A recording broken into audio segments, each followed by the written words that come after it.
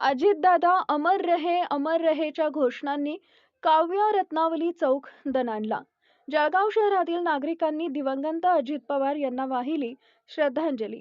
महाराष्ट्र राज्याचे उपमुख्यमंत्री दिवंगत अजितदादा पवार यांच्या सन्मानार्थ जळगाव शहरातील नागरिकांच्या वतीनं आयोजित कार्यक्रमात श्रद्धांजली वाहत नागरिकांनी अजितदादा अमर रहेच्या दिलेल्या घोषणांनी काव्य रत्नावली चौक दणाणला होता.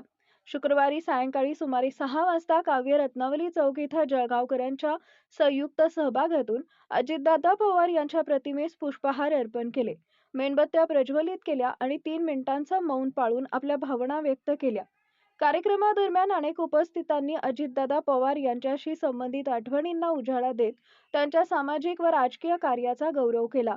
यावेळी उपस्थितांकडून अजितदादा अमर रहे अशा घोषणा देण्यात आल्या, ज्यामुळे परिसर भावनिक वातावरणानं भारावून गेला. या श्रद्धांजली कार्यक्रमाला विराज कवाडिया, मनीष जैन, अभिषेक पाटील यांच्यासह जळगाव शहरातील मोठ्या संख्येनं नागरिक उपस्थित होते. आमचा तो वरदहस्त गेला.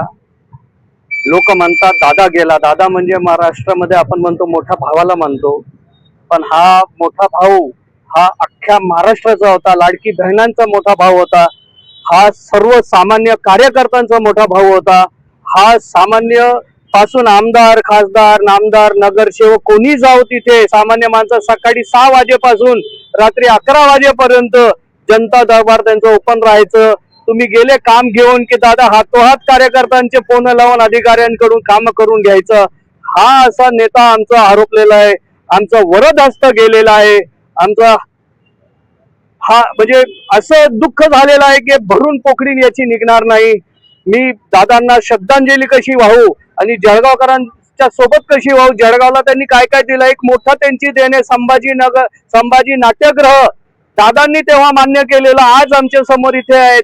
जळगावमध्ये दादांनी किती पैसे दिले, काय काय कार्य केलं. मी सर्वधर्मीय जळगावकर मार्फत जी आज श्रद्धांजली होती, मी जरी राजकीय व्यक्ती असलो तरी मला जे 2-3 अनुभव आहे की जे समाजाचे प्रश्न घेऊन गेलो तेव्हा दादांनी स्वतः बसून ऐकून संबंधित अधिकाऱ्यांना त्वरित त्याची दखल घ्यायला लावली.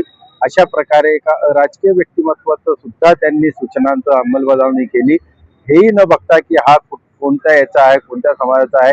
त्यामुळे खरोखरच अशा माणसांची आज पूर्ण देशाला गरज असताना ते मधूनच आम्हाला सोडून गेले.